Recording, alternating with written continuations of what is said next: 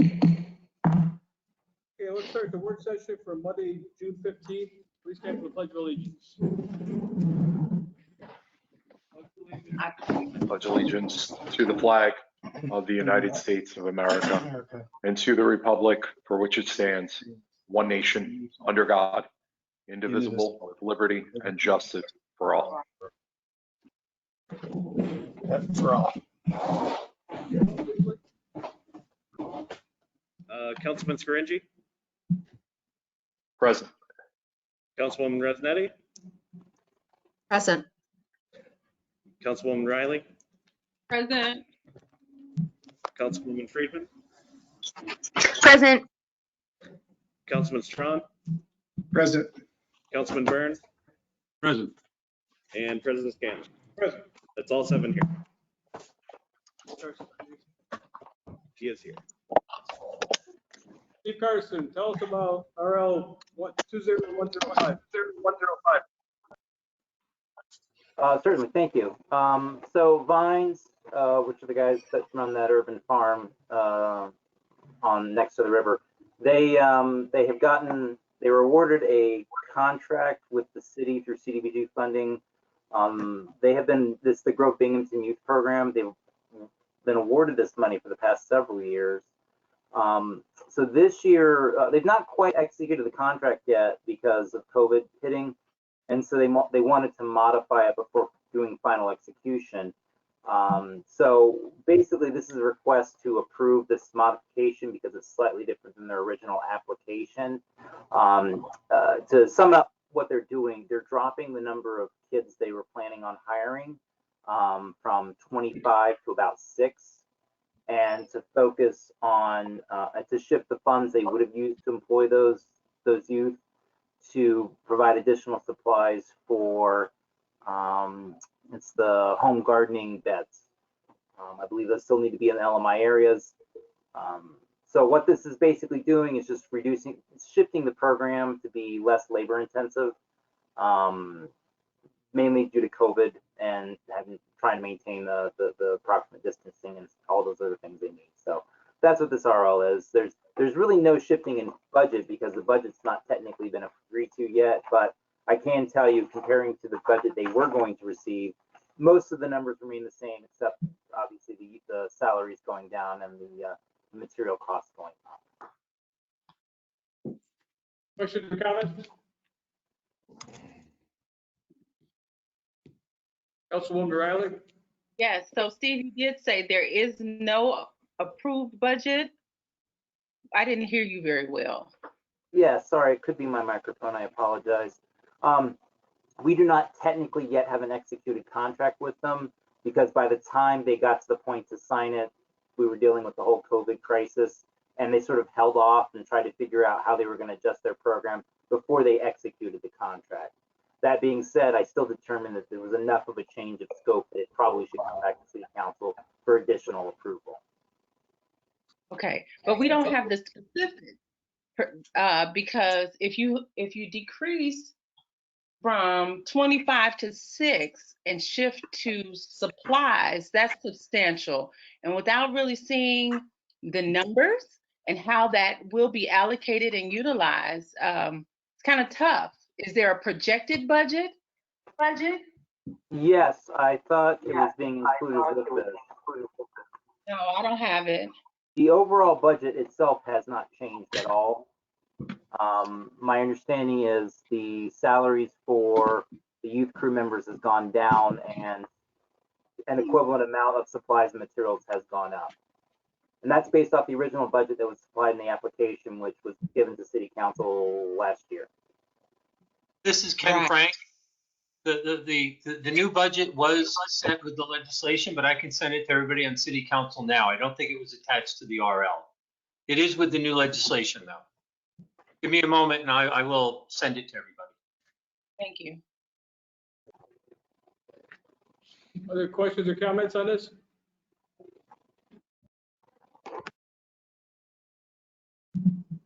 All right, thank you, Steve. All right, thank you.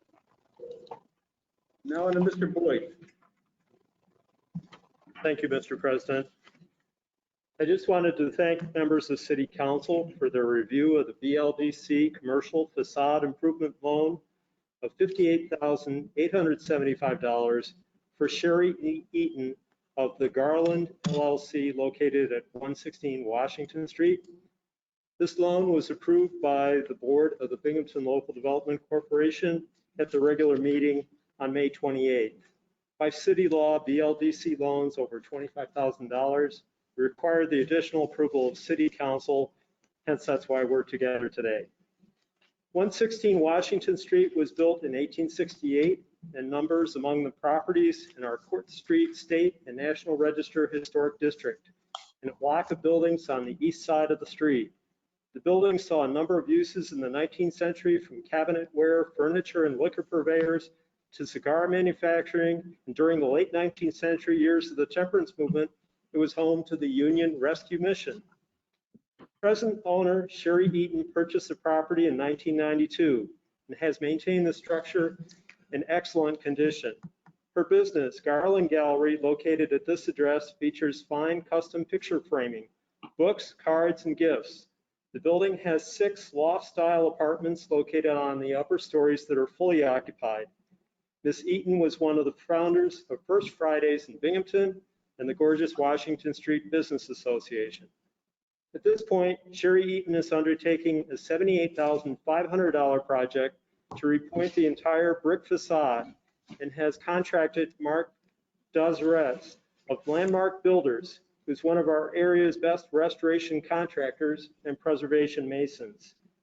Mr. Dozeretz proposes to repoint the entire brick exterior with historically appropriate mortar mix, replace missing bricks, and rebed with period correct brick salvage from other 19th century structures. He's going to reglaze double hung windows, prime and repaint using previously approved paint colors, repair the 4th floor eastern pergola, prime and repaint, repair the roof escape hatch, seal, prime and repaint, then finally steam clean and seal the exterior brick with clear silicone sealer for waterproofing. This work will help preserve the landmark for many years to come. The City Commission on Architecture and Urban Design reviewed this project at their monthly meeting on June 2nd and recommended it to City Council for approval. Ms. Eaton has a good borrowing history with the Binghamton Local Development Corporation and excellent credit. First borrowing to purchase a building, next as a participant in the 2008 New York Main Street program, and now seeking a facade loan for the continued maintenance of the landmark structure. The BLDC board was enthusiastic about this loan, felt it was a win for Washington Street and our historic downtown, and hopes it will encourage more property owners to undertake historically appropriate restoration work. Thank you. Questions or comments? I have a question. This is Councilwoman Friedman. Sure, go ahead. Sure. Thank you. First of all, I'd like to say thank you so much for all of that information. This sounds like a very exciting project, and it seems like it is being done carefully and intentionally, which I very much appreciate. I just had a question about, I guess this is maybe logistically. Well, first of all, could you please repeat the name of the person who is going to be doing the restoration? It's Mark Dozeretz, excuse me. D-O-Z-O-R-E-Z. D-O-Z-O-R-E-T-Z. He's with Landmark Builders. Okay. Landmark Builders. Great. Thank you. So this is just, I guess, a technicality question that, let's say, I don't know anything about this person, and, you know, just let's say there was maybe someone who, I'm just like hypothetically in doing research, let's say there was maybe a person who we thought could do a better job for whatever reason. Would we then, like, could we approve the loan, but sorry, what am I trying to, I'm trying to think how to phrase my question. Like, if we approve the loan, it would have to be with this, this builder and, you know, all of the materials already. I'm sorry, I'm having trouble phrasing my question, but basically, like, this would, if we approve the loan, it's not just the money, it's all of the other things that were specified in the legislation. That's what I'm trying to ask. Sorry. Yeah, this is not a bid situation. This was not a public bid for this. This was a, Ms. Keene, contracted Mark Zoretz to do this work. He did work actually on 15 Holly Street, which is just down the block there in the 2008 Main Street program. The work he has outlined here has already been reviewed by COD, the Commission on Architecture and Urban Design, or City Preservation Commission. They're familiar with him as a builder and have reviewed his techniques, you know, had questions about the mortar that he was going to use. Mr. Zoretz has been around this town for, I say, at least 20 years and done other good work. Okay, great. Thank you. I'm sure he's wonderful. I was just wondering, you know, hypothetically, you know, a process question, but thank you for my patience as I was struggling to phrase that question. I appreciate that. Thank you. Good. Thank you. Other questions or comments on this? Also, Ms. Scrington, please. Thank you, Mr. President. Yeah, just to add to that, I've actually served with Mark on a number of boards. He's very involved in the community. He's a homeowner and a resident in the city of Binghamton. His daughter is a small business owner downtown. They're very vested in the community, and he's a great guy, and his work is top notch. Jill, we're getting feedback. Just so you know. Thank you. Sorry about that. Other questions or comments?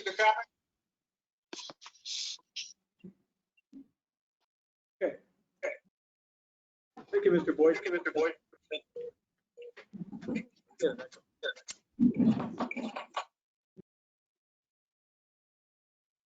Mr. Panic. It's 104. Okay, regarding RL 20, we're looking to amend 2020 disposal. I'm sorry to interrupt. I'm hearing a strong echo. It's hard to understand what's being said. Can you try to mute it really quick and then see if that works? If you're not talking, please mute your microphone.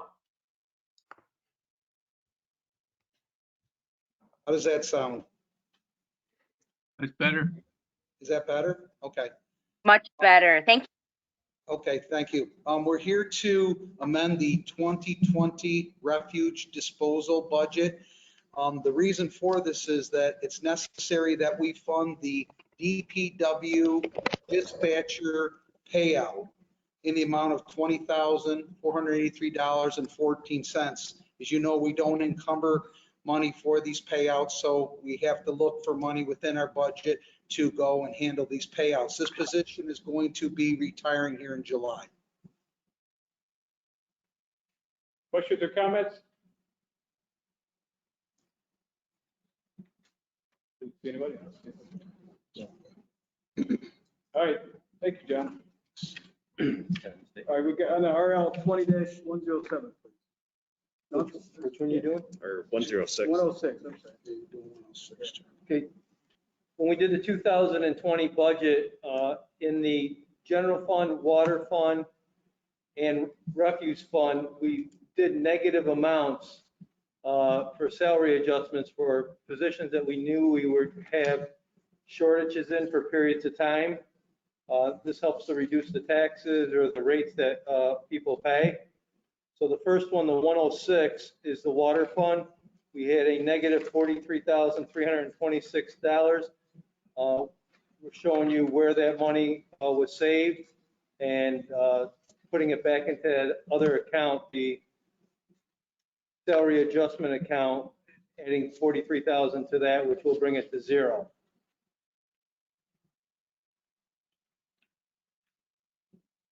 Questions or comments on this? Councilwoman Riley? She's muted, I think. All right, I was muted. Thank you guys again. Chuck, thank you for that explanation, but can you run that by me once more in case, as if I were a lay person trying to interpret the budgeting process. So you said you started a budget line for a paid employee that was filled with a negative balance? No, and when we did the budget, we put in a negative $43,000, knowing that there would be positions short during the year because people resign, retire, and we can't fill them. Okay. And so we put a negative number in there to cover that in the budget process. Now we have those positions that have already been emptied, equaling $43,000 that we're taking the money out of the budgeted number and putting it into the 43,000. Okay, so just let me ask again. So we are hypothetically assuming that, I guess based upon previous years, that we will see an automatic percentage of resignations, retirees. So the budget is front loaded with lines that are then transitioned to assist with lines that are short filled.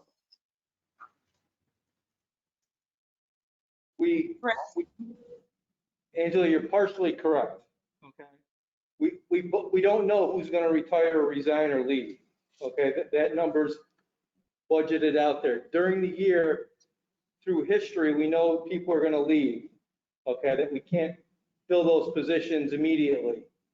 So we budget a negative number to make up for that. So if we didn't do that, all that money would go back into fund balance at the end of the year, or we could use that money for some other project. This is a way of keeping taxes and rates lower. Okay, thanks. Other questions or comments? All right, check on the 107, I believe, right? 107 is exactly the same thing related to the general fund. That's $100,000.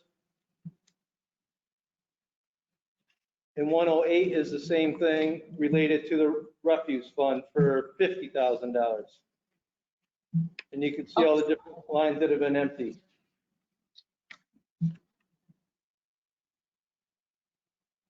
Questions or comments on those two? Councilwoman Riley?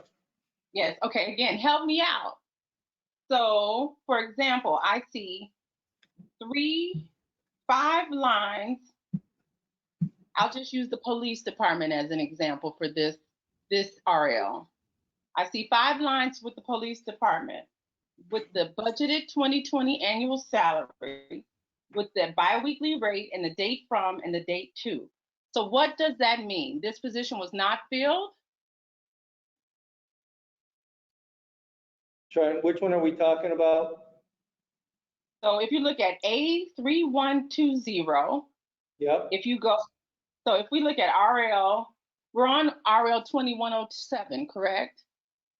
Yep. Okay. So if we go to your chart and we look, if we go 5 lines from the bottom, we see 1, 2, 3, 4, 5, just using again the largest number of lines to help us understand better. We see 5 lines that say police, correct? Yeah. Yep. Okay. And so it says the annual salary, the biweekly rate, and it says a date from and a date to. So what is that telling us as the recipients of this information? These lines were not filled? Well, let me walk you through it, Angela. So that position, the bottom position, has an annual salary of $34,310, biweekly rate of $1,319.62. From 1/13/2020 to 2/21/20, which is 2 pay periods, that position was empty. Okay. For a total unused funds of $2,639. Got it. That does not tell us that the position is still unfilled. It just accounts for that period where that fund was not utilized and we're rolling it over. Correct. Okay, thank you for clarifying. Other I questions? appreciate Other I have a questions? question. Thank you, Mr. President. Is that position filled now? I'd have to go through each one and answer that, Joe. I don't know as I'm sitting here. I know the assistant police chief is. Right. The other ones, I know we did hire two. I know we sent 2 officers to training. well, Good ones. we actually sent 11 officers to training. Only 10 of them have made it through it so far. We're short Okay. one there that's not being filled. But these other ones, the 74,909, Yeah. I think both of those have been filled. Okay, There were thank you. Officers that retired, and they retired after we did the budget last year, and we would have filled them in March. Okay, thank you. Other questions or comments?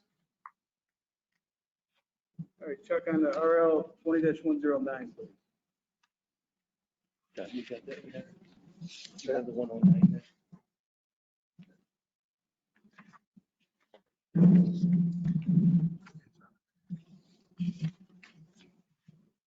skip 108. John Paddock's here with me because this is really, should have been come underneath his name, but when we did it, my name got put on there because I was working with him on it. So what the city has done, last year we transferred money to create a transfer station. That transfer station is supposed to be online middle of July. Right here in middle of July, yes. And in order to do that, we have to transfer 2 people into what we call a transfer station operator.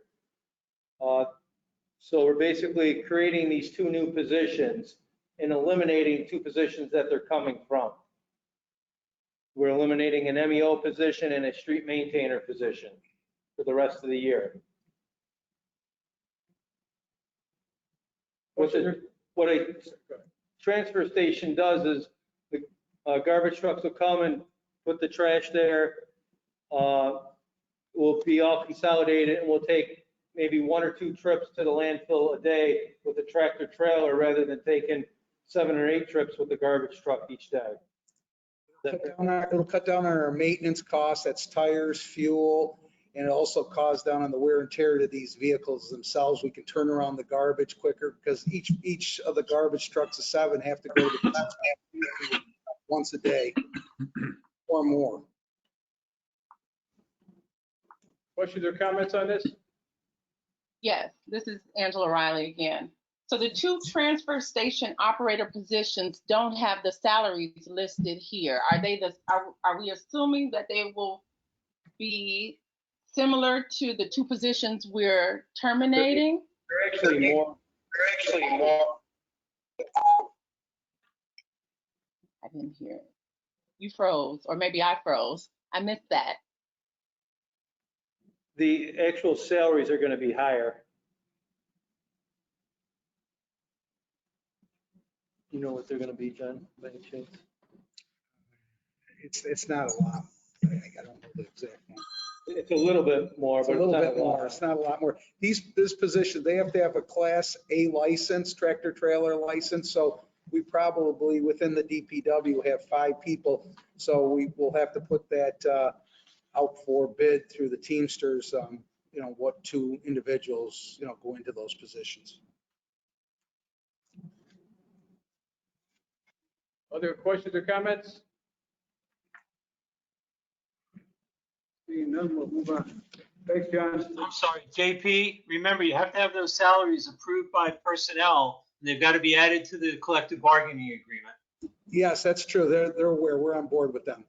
And this, you're not going to vote on this till July. This is, Ken just says, this has to go to civil service at the end of June, which it's scheduled for. If that gets approved, you guys will get this in July to vote on. Okay. Thank you, Again, just wait, I'm sorry. Just for clarification though, are we moving funds to cover these 2 new budgeted positions, which are higher than the positions we are terminating?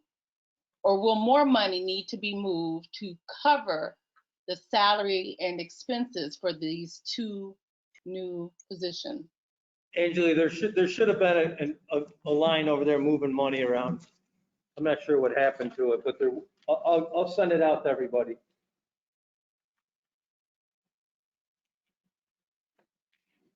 There's a thing on here.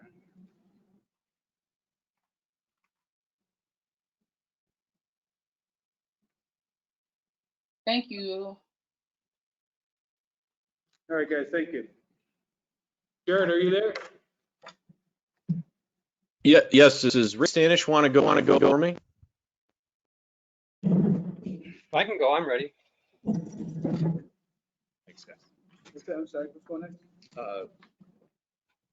Jared suggested that Ray go next.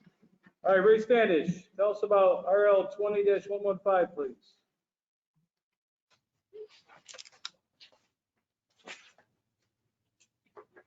This resolution is authorizes the mayor to enter into a supplemental agreement number 2 with Barton and Judas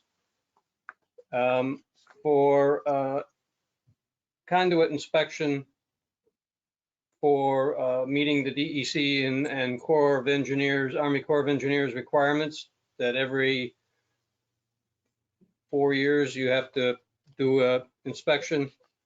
And we have completed everything except the high pressure lines, which are the water lines that go under the river and through the flood walls.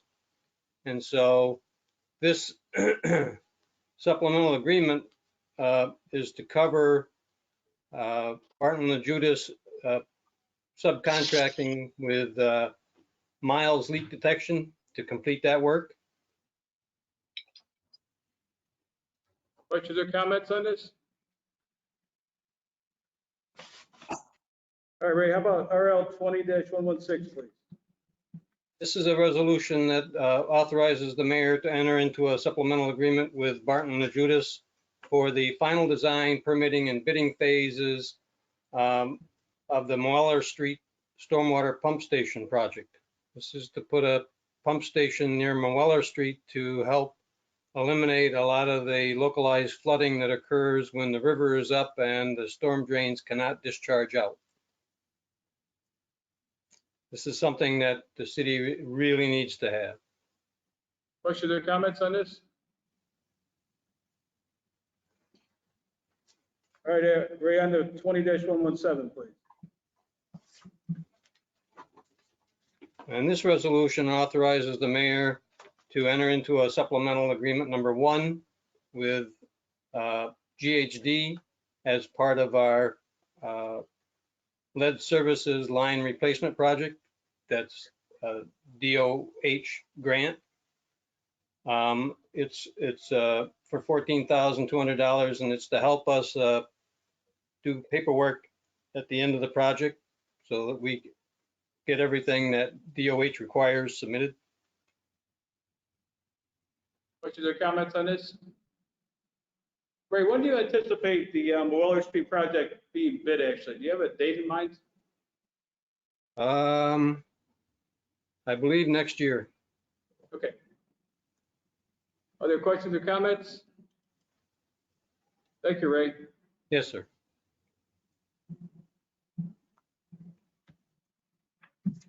Jared, on to you next. Okay. Just getting everything lined up here. So I have a group of RLs here that relates to about $1.5 million in COVID relief as of the CARES Act allocation for CDBG entitlement communities. This has been the monies that we've been talking about. Jared, hold on. We got feedback. Can everybody mute your mics, please, if you're not talking? Let me do this again. I can hear you. Is that better? Appears to be better right now, yes. Jared, try it again. Okay. Let me know if it gets bad again. So again, $1.5 million in COVID-19 relief funding allocated to entitlement communities, and I go line by line in terms of the RLs. Can you hear me? You still got feedback there, Jared, but I can't make you out. Can everybody else hear Jared? No, I'm hearing not, it doesn't sound like feedback, but it's glitching a little bit. It sounds like a stutter.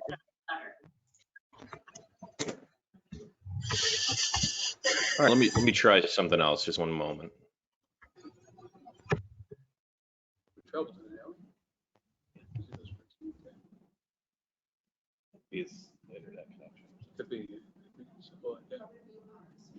How about now? Is that a little bit different? So far, yes. Okay. Change microphones here. Hopefully that's better. So sorry about that. 1.5 million in grants, and I can go line by line. This is the final step. City council approval is the final step in order for us to activate this funding and make it available for agencies and otherwise to provide the COVID related assistance. Ken Frank sent an email this afternoon that I think outlines very well kind of where all the money is going and what everyone will see on their resolutions on Wednesday. First RL, which is 20-110, is to create categories of COVID-19 relief funding for direct financial assistance programs. And this is within the CDBG budget, which includes low and moderate income individuals. The income requirements are not as low as the Emergency Solution Grant, ESG funding for things like rental assistance. So this breaks up 4 categories to be managed by the Office of Economic Recovery and Direct Rental Assistance, Mortgage Assistance, Business and Nonprofit Assistance. For the rental and mortgage assistance, that will be done on a case-by-case basis through the Office of Economic Recovery. For business and nonprofit assistance, any allocations to businesses or nonprofits impacted by COVID would have to still go through City Council for an approval. It will be just like we do with other CDBG contracts, where I would envision that City Council will get a list of agencies and the amount, and they will have to approve those before any money goes out to a business or nonprofits. So that's the first RL for that direct business, rental, mortgage, and nonprofit assistance from the CDBG allocation of monies. Questions or comments on 20-110? Councilwoman Riley. You have a question?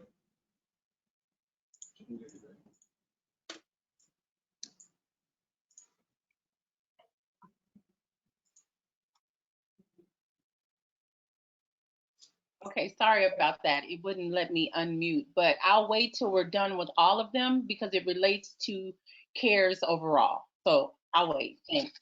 Okay. Carry on, Jared.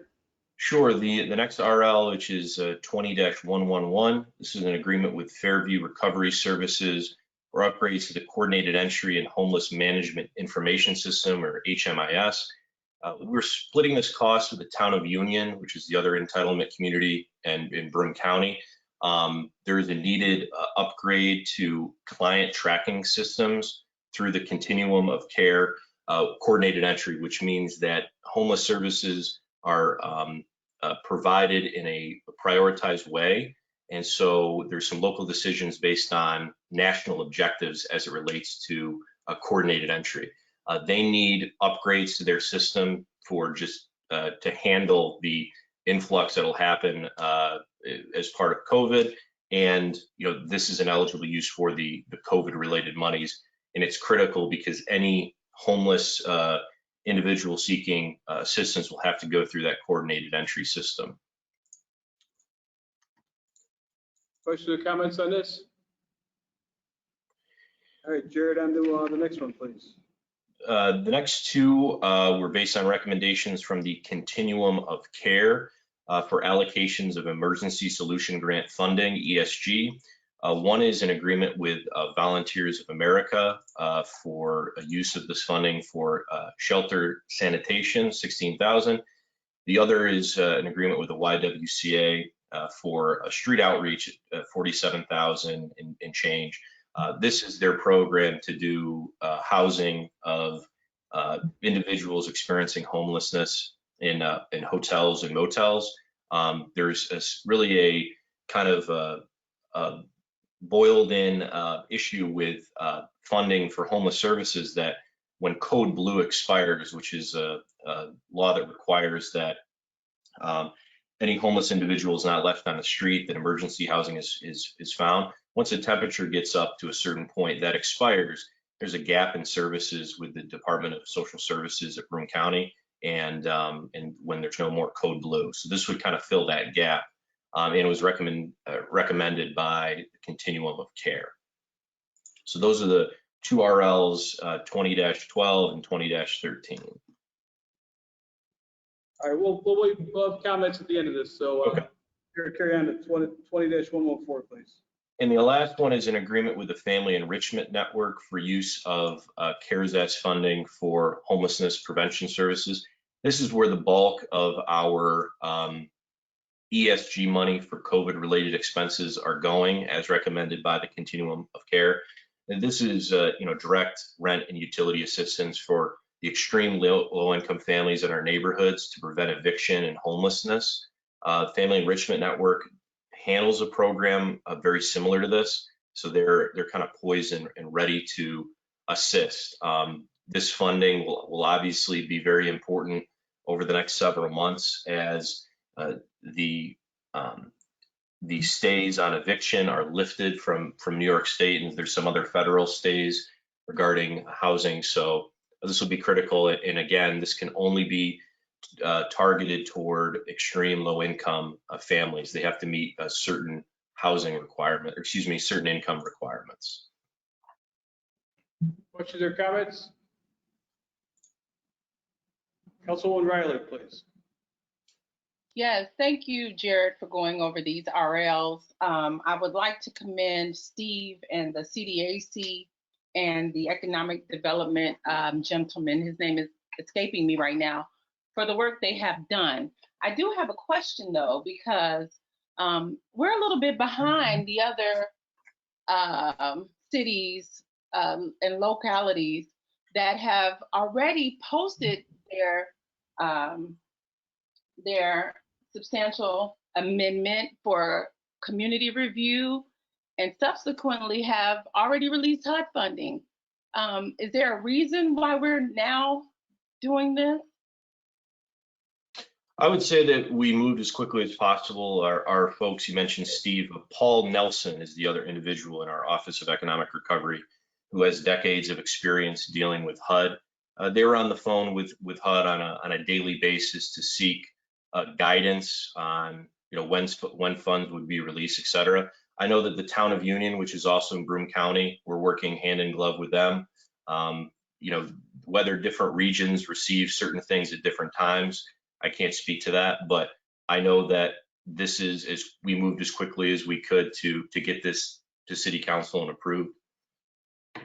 Does this require an additional review by the town resident, the city residents, I'm sorry, or have we met that waiver requirement that HUD also lists as an option?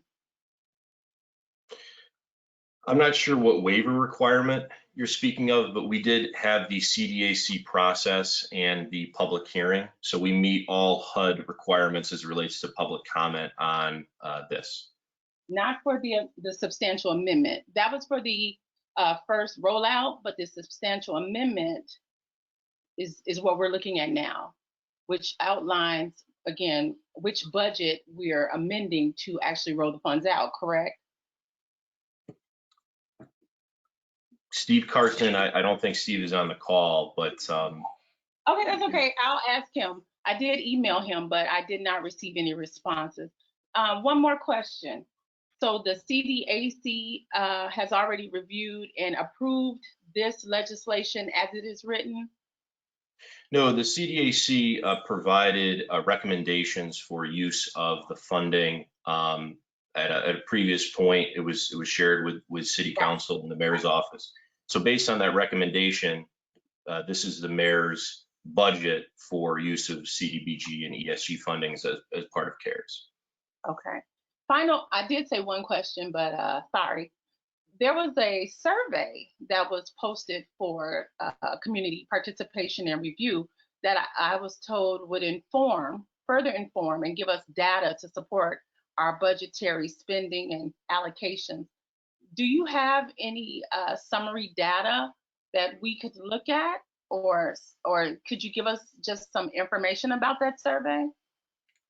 Paul Nelson was running that survey through the Office of Economic Recovery and made recommendations to our office when we were putting together that budget. I don't have it, but I can ask Paul for it.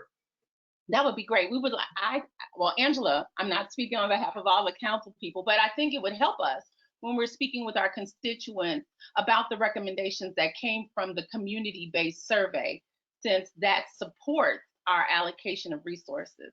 So I think that will help us all. So thank you for letting me know to reach out to Paul Nelson. And that concludes, I think, my questions for now. Are there questions or comments on this? All right, Grace, on to you with pending legislation, please. I guess probably me, right? Lee, okay. So all we have is the item we held over at the last business meeting, which is accepting a payment for the mayor to execute an agreement with New York State DOT for acquisition of additional property at Vestal Ave bypass. This is the 434 Greenway project.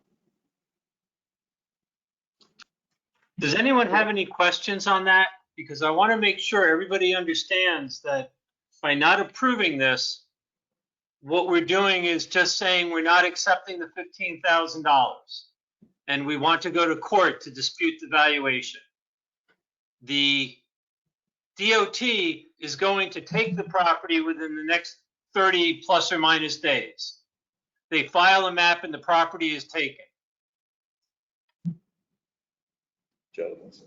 Councilman Burns.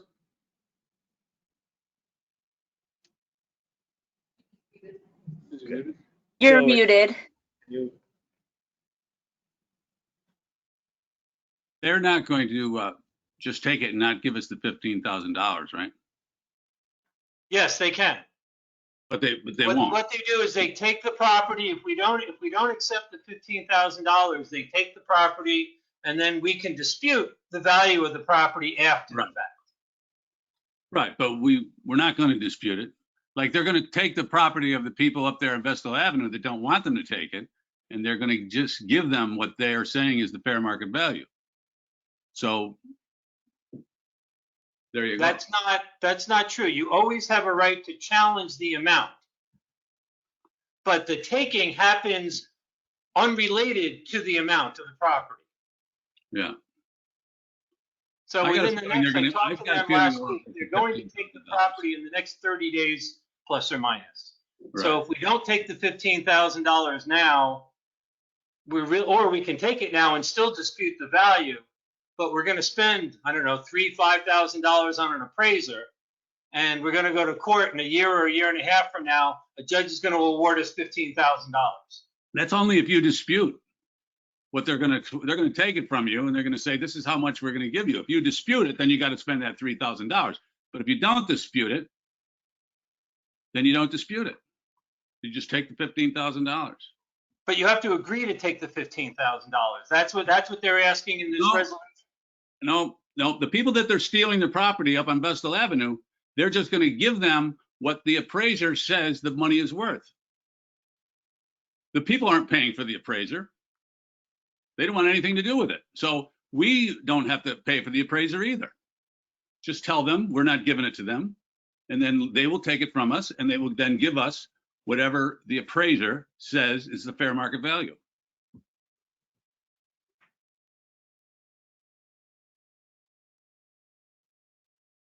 That's not, they don't just, if you don't accept the value, DOT says we're going We to accept pay the you X value. You're number of going to dollars. accept the value. Joe, Who hold on. appraised the $15,000? I apologize. I'm not understanding your point. Where did they get the number $15,000? Somebody had to come up with that. The New York State DOT appraiser came up with that. Exactly my point. So when we say no, then they're going to take it and they're going to say it's only worth $15,000. The same thing that they're going to do to the people on Vestal Avenue. So you're saying that it's going to go on and on and on because it won't. It'll be just as fast as what they're doing to the people on Vestal Avenue. That's not true. Okay, then That's not true. why is it going to be? Why would it be faster for them and not us? Why is that? Because when you agree to accept the payment, you will But receive the people on payment. Vestal If you Avenue don't are not agree going to to it, agree to accept anything. I'm telling you that right now. So why is it that you say that we are going to hold things up longer than the people on Vestal Avenue who don't want to give up their property? So what you're saying is that we're not going to dispute it, but we're not going to approve it either. That's correct. Because I'm voting no because I want to send a message to them that it's not okay with me or the people in my district that they're stealing people's property who don't want it gone. So by me saying yes, I'm saying, yeah, let's just keep going along with this.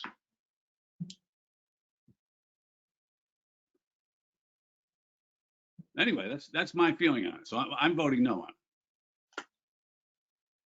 Everybody has a choice on Wednesday, Joe, to vote how they want. That is correct. Yeah, so, I mean, I'm not sure how much we need to, we talked about this a lot. So everybody's gonna vote on Wednesday and cast their vote.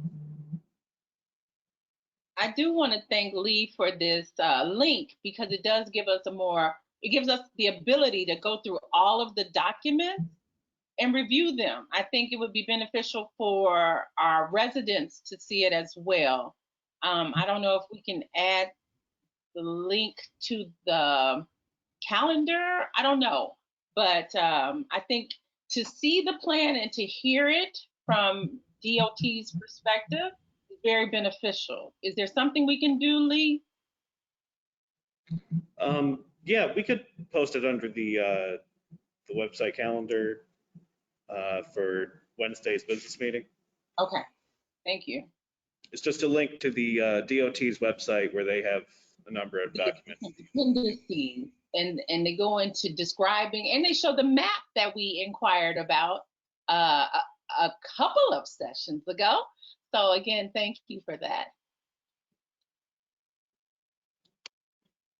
Okay, is there any comments or any other questions before we adjourn? Yes, so Tom, you and I have been in conversations, fellow council members. I've been emailing the mayor about some questions and concerns from District 3 and other district community members about how the council is really going to move forward. I sent an email and I CC'd Tom. Tom wrote back to me asking if I ever received an email. And since that time, there have been some press releases about not only Governor Cuomo's executive order, but how Mayor is going to convene a council of citizens to discuss the police policies. But that's only one part of the email. So I don't know if I need to go into depth. What would be best, Tom? Councilman Riley, why don't you just read the 4 points you had on your email, please? Okay, give me a sec, because I closed the email. But I just wanted you guys to know, I'm sure you're probably hearing from your constituents as well about everything that is happening in the world. Particularly as we move forward, you know, Friday is Juneteenth. For those of you that are not aware what Juneteenth is about. Now, of course, I won't be able to put my finger on it. Thanks a lot, Tom. Okay. Angela, I could probably help you remember the points. Thank you, please.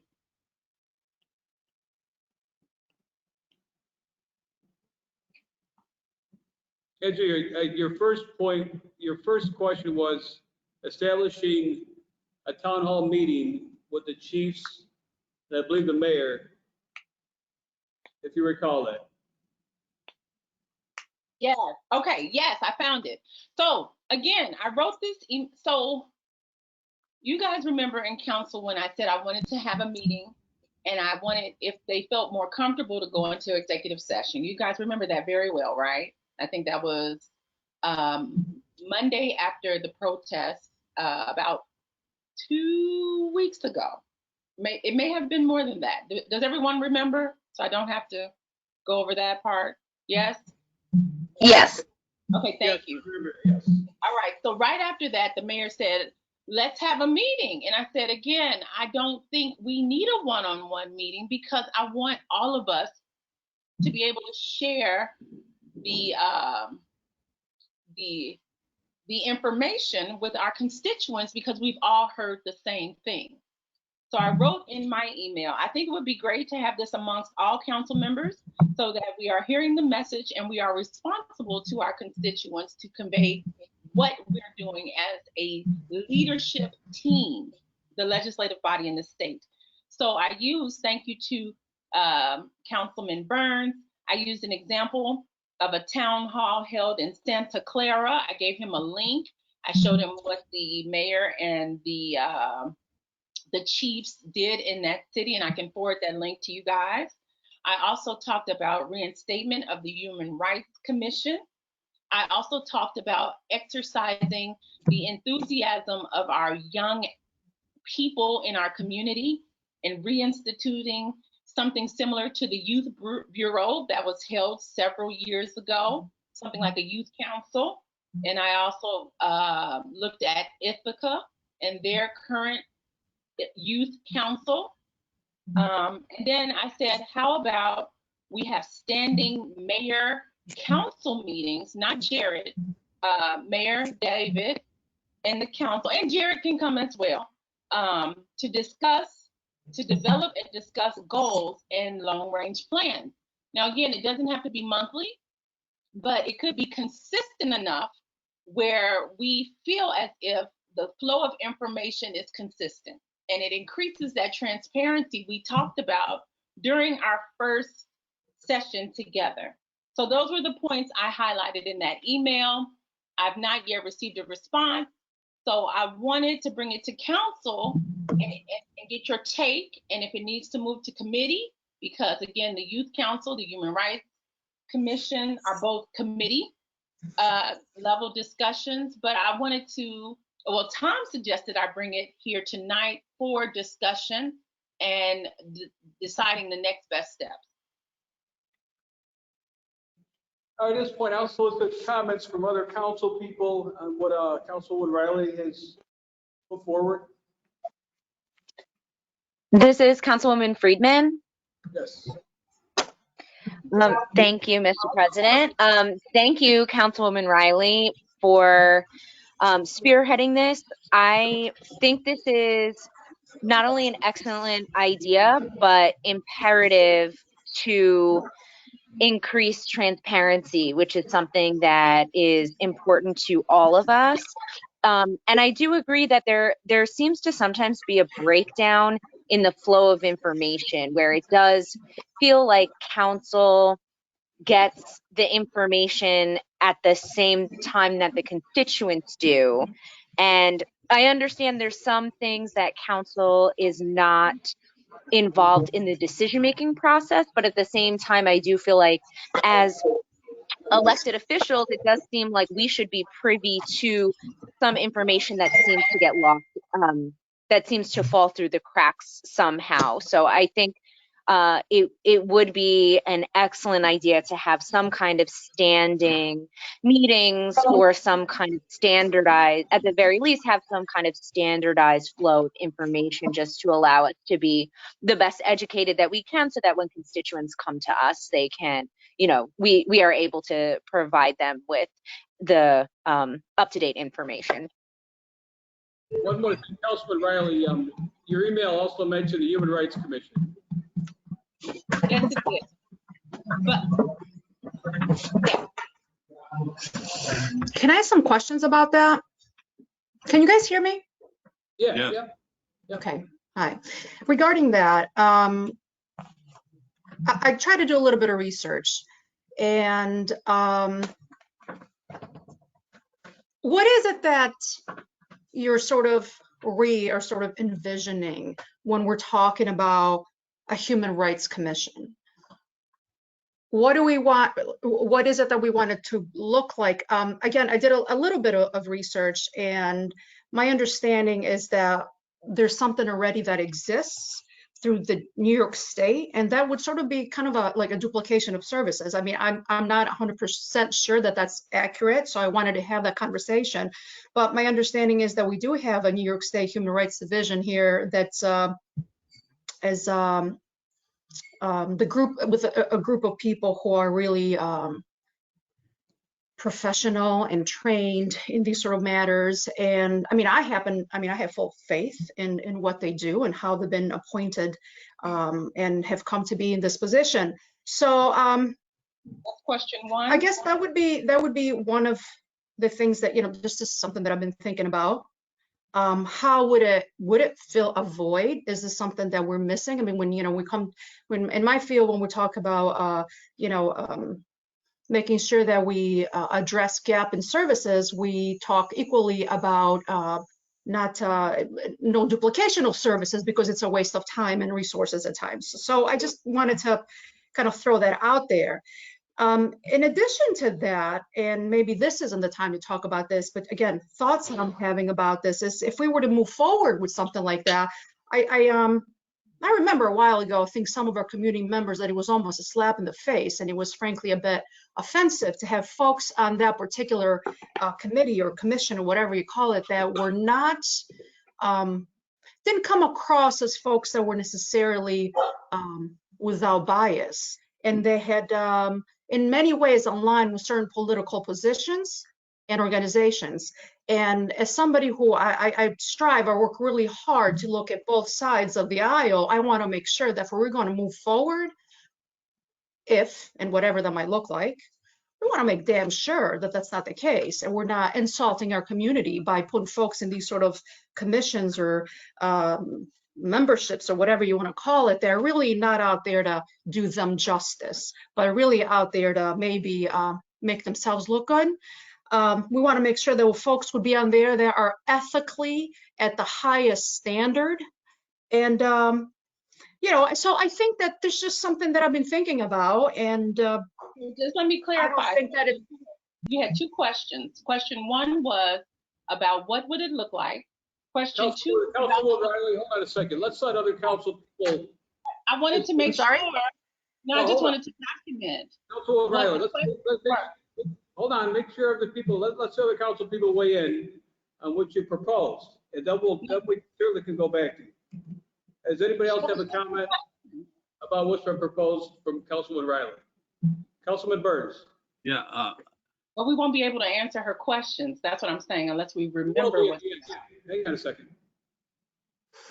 Oh, Councilman Burns, go ahead. Okay, yeah. Well, this has to do with all that, and today's press release by the mayor regarding the governor's order, that in part of the order, I think we all know what the order is, we all watch the news, but part of it, he says that we must put in a transparent citizen complaint disposition procedure to handle those and other issues raised by the community. The plan must include community participation and be enacted into local law by April 1st, 2021. So being enacted into local law, that means that we are going to vote on it.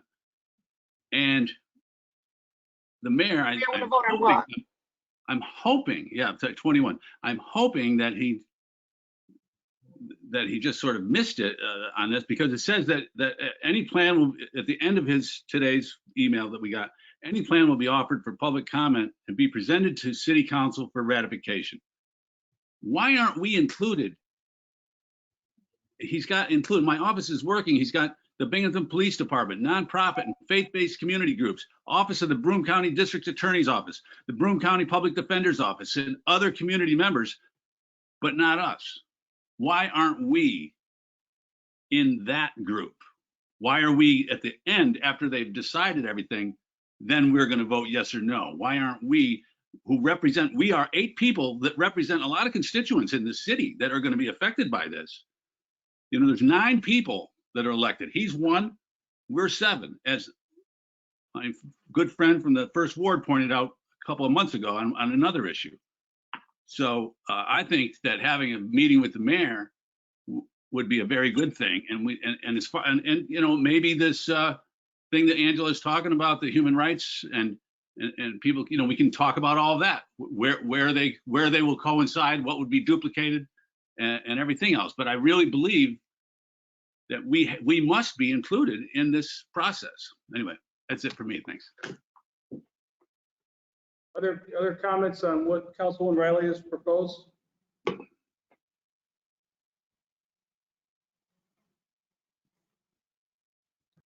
I think that it's definitely, I agree with you, Councilman Burns. We should be included. We need to play a huge role in all this. But I just want us to be very careful because there's a lot of responsibility that we have. And based on history regarding this particular commission, and I don't know how long it was around, I wasn't very impressed as far as the motives and the folks that were taking part in this. So I agree with you. You know, we need to be involved, and we need to make sure that we do the right thing for our community. Yeah. So thank you. And I really don't have any. Call this group that he's putting together to make this, and the order is to make a law. So this commission that he's putting together to make the law, we should be on that commission. All 7 of us, not just one and one. We should all be on it. Councilman Strong, Councilman Scridge, you got comments? I'm just collecting some thoughts. I know Councilwoman Riley had some things she wanted to follow up with. If she'd like to, she's more than welcome to. Thank you, Councilman Scaringi.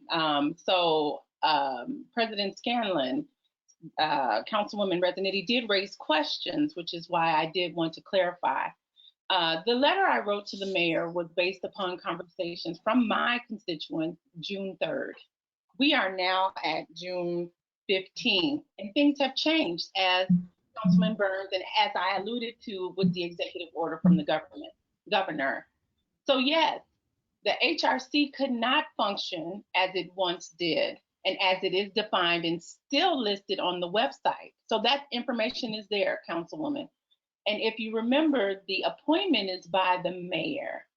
So that too may need to be looked at as we come to the table. It's not partisan, it's about community. And so I did not only talk about HRC, I also talked about empowering our youth, which is very important to both you and I as mothers and other parents here on the table, around the table too. But again, we know that we have voices in the community that want to do more. And we need to utilize that enthusiasm in some form or fashion, be it the commission that is listed, as it is listed, or how we revise it, which can be done in committee. But there were a number of things on that list that I think we need to discuss. And again, it doesn't have to happen right now in the business session if it needs to move to committee. But I think we all are saying the same thing. We want what's best for our city. We want to utilize the voices of the residents to not only evoke change, but empower leaders. And we want to be a part of what's happening, especially as we proceed to enact what was written in the email, the press release today that was pushed forward by the executive order. So those are your 2 questions though, right, Councilwoman? Questions, comments, whatever they were. Yeah, yeah. I mean, to me. I thought you were asking me, so I wanted to make sure I got them. so that No, everybody no, was. you did, absolutely. And I think the biggest piece for me was based, again, on what we've had in the past. I felt was completely, frankly, dysfunctional and totally biased and unhelpful in the community. So if we're going to talk about getting together and making it different and better and fair, that's what it's about. It's just that I know the history of that particular commission has not been very hasn't been very positive. I mean, in my opinion, in the community or the folks in the community that I've talked to. So, but yeah, everything you said coming together. That has been across the board. Say Both that again. parts, that sentiment about how that committee functions. I'm sure. Has been, I'm sure. And the fact that it's still listed on our website, but empty. Yeah. So.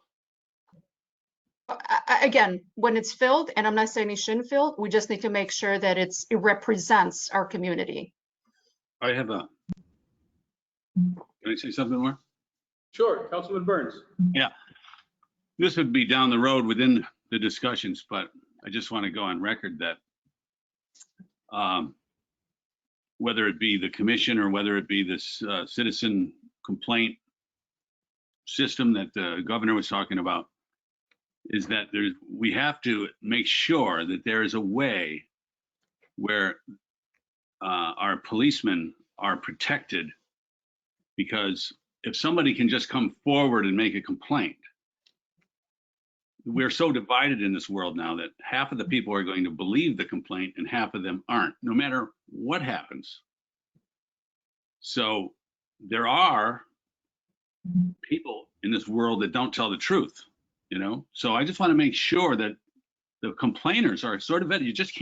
Somebody just can't go make a complaint and then we make it public and then we decide whether or not we're going to exonerate the person who's being complained about. I don't want to, I would never be for something that's going to be some kind of a witch hunt or a trial, as the president calls them, witch hunts. Anyway, I'm just throwing that out there that it's got to be done really correctly. Anyway, that's it. Thanks. Other No, I appreciate that. If I can say one more thing, lack of due process seems to be a huge problem. And no matter what, we got to have that. The complaints themselves have to be. I get it. Yeah. Other questions or comments before I adjourn? Councilman Sturgeon, please. Thank you, Mr. President. Am I echoing or is my voice okay? You're good. You're fine. Thank you. Sorry if I had some tech issues earlier. So before I start this, I just want to make sure that I have these points correctly in no particular order. So there was discussion about the Youth Bureau, the HRC, town hall meetings, and meetings between the council and the mayor. Does that cover all of them? I just wanted to make sure I hit them all. Okay. And the governor's executive order, sorry. Thank you, Councilman. I appreciate. I had that in a sub note. Thank you for that. So meetings between the council and the mayor, to my knowledge, I don't believe that the mayor has any issue with, and I don't think anyone on council has any issue with. The only concern that I would have with that is just that keep in mind that executive session legally through open meetings laws can only be used for very specific reasons, and I do not believe that's one of them. So I'm sorry, I can't. That was not in this follow-up email. You're referring to something I said previously in the meeting. So in that email, that was the executive session. That was my request. The 4 bullets were not executive. Were not requested. Okay. The reinstatement of the Human Rights Commission, I will be very frank. So in the last council, I believe it was February 2016, the legislation, I did some homework on this today. It was 16-01. I believe it was the second meeting. We actually had a very big discussion at that particular time as it relates to the Human Rights Commission about its impact on policy. there was an overwhelming bipartisan majority of a 6-1 vote to push back against that. The reality of it is that at any local level, the way the Human Rights Commission is laid out, they are 100% appointments with no specialization in what it is that they are commissioned to do. In addition to that, it's also a huge duplication because literally in the building right next door in the parking lot, we actually have a New York State Human Rights Commission who actually appoints people with training and specializations in those potential areas and actually do have the ability to, whether it be award funds, impact particular cases, and have a level of regulatory power, which obviously is not the same thing as law, but it can have the force as law. So that was actually one of my issues with it back at that particular time as well. As it relates to town hall meetings, I think town hall meetings are a great idea. I do quite a number of them myself, and I know a number of others also do them. We may have COVID issues right now as to how many people can particularly attend a meeting right now. But obviously, if you want to hold one in your district, you know, as long as that social distancing stuff is held, I think you're good there. And as it relates to the town hall meetings, I think Councilman Burns had actually mentioned regarding the governor's executive order. So thank you for mentioning that order as well. I think it's Executive Order 203. I did read the mayor's press release as well today. I'm fairly certain that the different constituency groups, Councilman Burns, that were in that executive order were a pretty decent reflection of what was actually in the governor's executive order. Me personally, I did not take that as a, you know, as a non-invitation for council. And I do agree with you that I think council should be a part of that. You know, and obviously if individual members have interest, you can shoot an email over to the email address that was in there and lay that out. And I believe for right now, that's it. Thank you, Mr. President. Thank you, Councilman Scrivby. Other comments before I adjourn? Councilwoman Riley. This is Council. Yes, thank you again, President Scanlon. I just want to ask you guys. You both said that you took some time to do research based upon this topic. However, it wasn't on the agenda. Did you receive some type of information that this would be discussed? I may have told them. I didn't receive. Oh, okay. I didn't receive said email, and you told me that it was not on the agenda. So I was just wondering how we knew this was coming, because you and I decided. I'm sure I've talked to, because I talked to all council people, Councilman Riley, so I'm sure I talked to everyone. Okay, I just wanted to know. Was I not supposed to? No, it's not a secret. But again, when you and I talked, you said, I think we don't need to put on the agenda. And I said, okay, I agree. So I just wanted to make sure we were on the same page. That's all. No, I did. So obviously I talked to everybody about it, yes. Okay. Any other questions or comments? Yeah, me. Councilman Burns. In regards to what Councilman Riley was talking about, the meetings, the town hall meetings. I think she was talking about having an online one with the police, right? Wasn't it, Angela? Mm-hmm. It wasn't just having, you know, it was. We're not talking about during COVID. As you see, I have a town hall coming up online. So we know how to implement those strategies. We're doing an online meeting now, but this was more for the public facing, not an individual's district, but for the chiefs and the mayor. That was it, where the public asked questions. Mm-hmm. Again, since you all didn't see that email, I can forward it so you know what was said specifically opposed to secondhand. But again, that happened June 3rd, and a lot has happened since then. So a lot needed to be updated, but I did want to make sure you were aware and that we were able to move forward. So I don't know what we've decided to do. I say that again, you don't know what we decided to do, Councilman Riley? Yeah. Yes, I brought it here, and what are the next steps? Councilman Riley, I would encourage you to call and have a one-on-one with the mayor. I mean, I would encourage you to, if he didn't answer your email, then you certainly can sit down with him and ask him. He's never denied a request for a meeting from any council person, as far as I know. Correct. And as I've said over and over again, I don't need a one-on-one. I was doing this so that we can all be abreast of the answers. I said that. I think we can look at the record. I think I've said that every meeting. But we talked about bringing it here for a purpose, Tom, and you said perhaps it would go to committee, right? I don't know if it needs to go to committee. Okay. All right. No, because then a committee, you're asking questions that the mayor should answer directly. I mean, we could talk about this all day, but there are decisions you're asking the mayor. The mayor would have to make those decisions. So we certainly could talk about it. I'm not opposed to talking about it, believe me. But I think if you sat down with the mayor, you could get those answers I think you're looking for. Other questions or comments? Yeah, this is Councilwoman Friedman. Yes.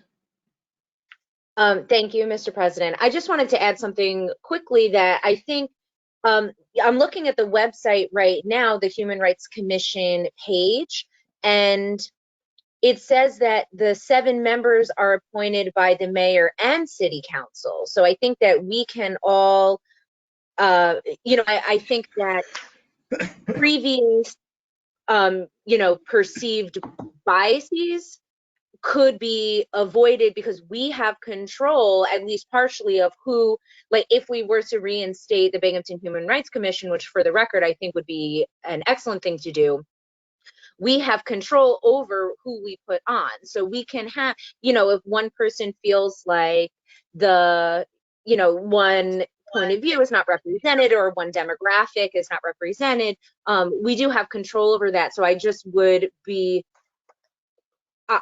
worried if we used past perceived biases to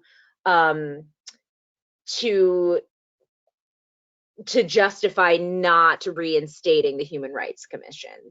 That's my opinion. Can I say something, Mr. President? It's not being said or brought up to everybody's attention to justify not having this commission. It's just being brought up as something that we need to really be thinking about, because I've heard comments about that. That's all that is. If we're going to move forward, which I'm not sure that how I feel about it, because I feel like it is a duplication of the service. But if we're going to move forward with it, I think we do need to take into consideration what we have learned from the past. I mean, that's what we're supposed to be doing. And what we've learned, there were some folks in there that absolutely did not represent our community and frankly behaved in certain unethical behavior. So I just feel like we need to be having this conversation. It isn't about, we should use this to not have it or to have it. But if we're gonna have it, I need to make sure that this information is out there and we do the best that we need to do to serve our community. And that's all I'm trying to say. Thank you, Mr. President. Thank you, Councilwoman. Other questions? Can I just quickly respond? Sure. Thank you. So I maybe misinterpreted what you said. I didn't want biases of the previous commission to be a reason to not reinstate the commission.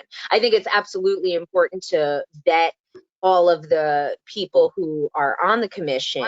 I just don't, I don't want our past, I don't want to say our past mistakes, because none of us were on the council, but maybe the past mistakes to negatively affect the future of the commission in that way.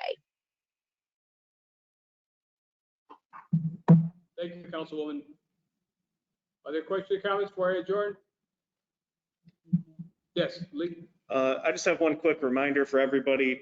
Just remember that you're all sponsors on all the legislation tonight until I hear otherwise. So if you want to remove your name from an RL, just shoot me a quick email, okay? Thank you. I'll take a motion to adjourn. So moved.